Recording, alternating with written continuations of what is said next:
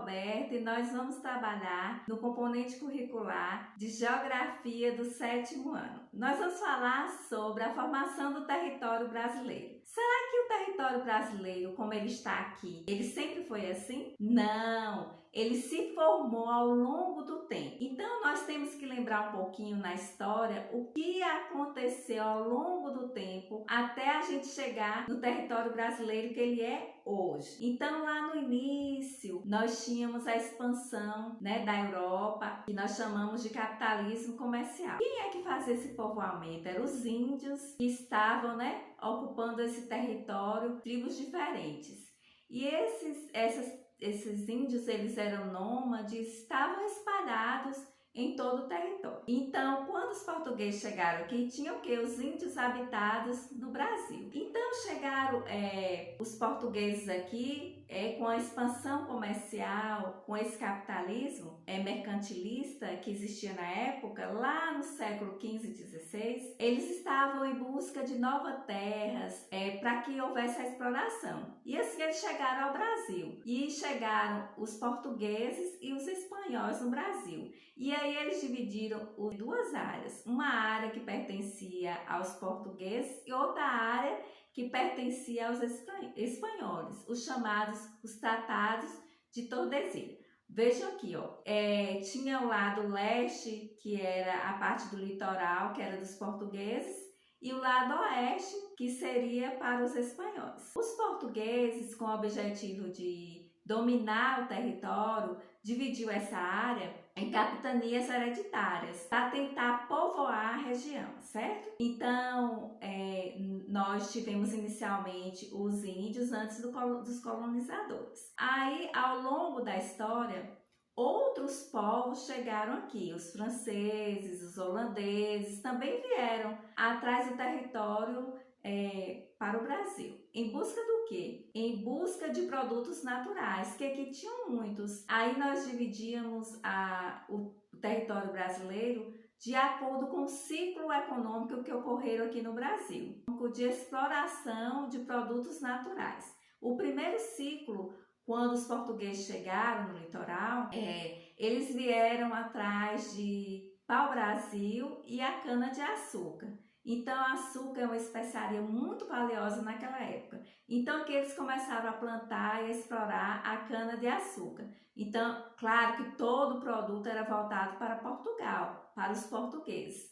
Então, isso foi o primeiro ciclo econômico que houve no desenvolvimento do povoamento da região do litoral brasileiro. Então, queriam adentrar para o interior. Lembrar que nessa época, para trabalhar nas lavouras, na exploração do pau-brasil, foram utilizados índios como os escravos. Eles eram escravizados e muitas tribos foram dizimadas. Além disso, temos também os africanos que vieram e foram trazidos forçadamente para o Brasil lá de Portugal para trabalhar como escravos. Houve aí, a existência de povos subjugados. Então, o ciclo econômico foi quando eles começaram a adentrar ao interior do Brasil.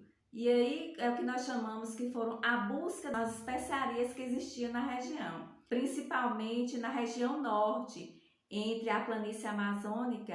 Essas drogas do sertão eram especiarias, principalmente o guaraná, que era especializado. Depois nós tivemos o terceiro ciclo, que foi a mineração, com os minérios, com os metais preciosos, que foram explorados aqui no Brasil também, que foram mais na região do centro-oeste, onde foram explorados o ouro, o ciclo do ouro, que nós temos na história do Brasil.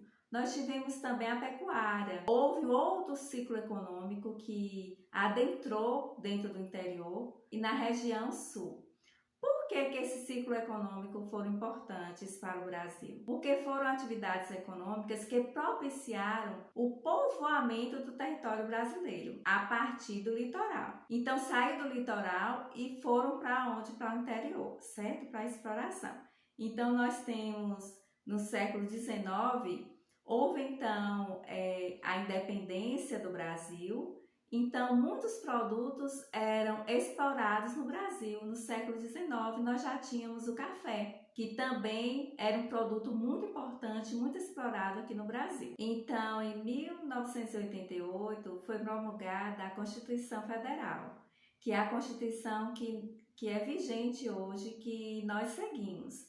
Então, o que é a Constituição? É um conjunto de leis que rege o nosso Brasil, é obedecida em todo o território brasileiro. Então, lá na Constituição, nós temos no artigo 1º que fala: a República Federativa do Brasil ela é formada por uma união indissolúvel dos estados, municípios e do Distrito Federal, constituindo-se como um estado democrático de direito. Aí a gente vê isso e fica assim, mas o que é isso? República Federativa do Brasil?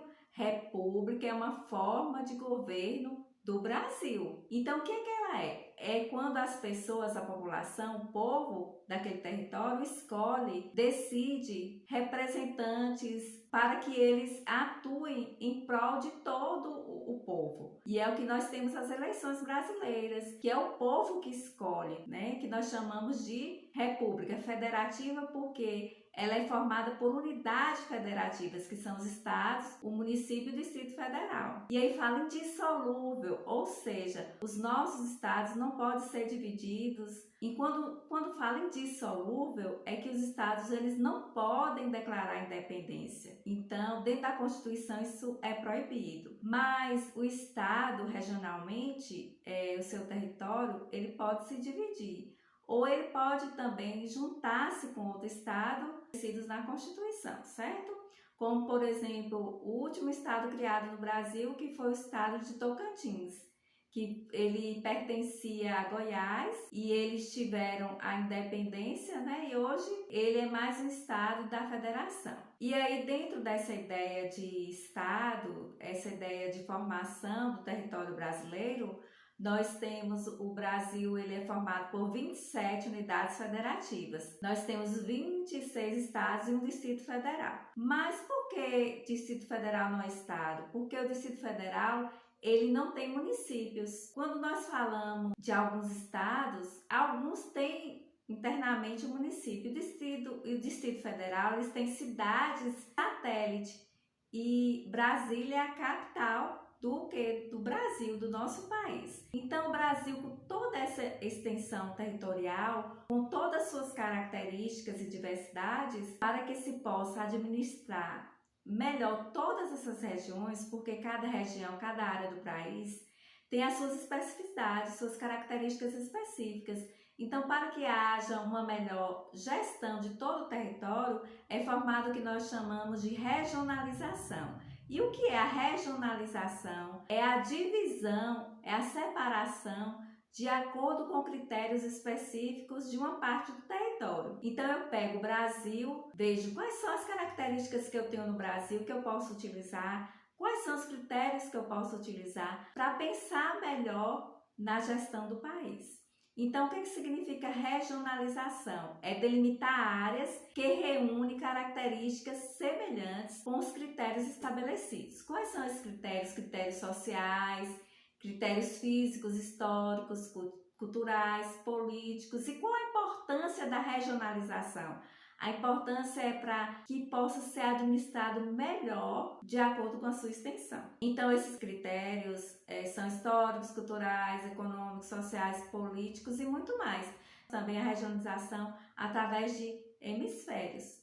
Então, ele serve para um planejamento para uma melhor gestão. Por hoje é só. Essa aula é apenas uma introdução, né, uma revisão de como foi a formação do território brasileiro e eu espero que vocês tenham entendido. Um abraço e até a nossa próxima aula.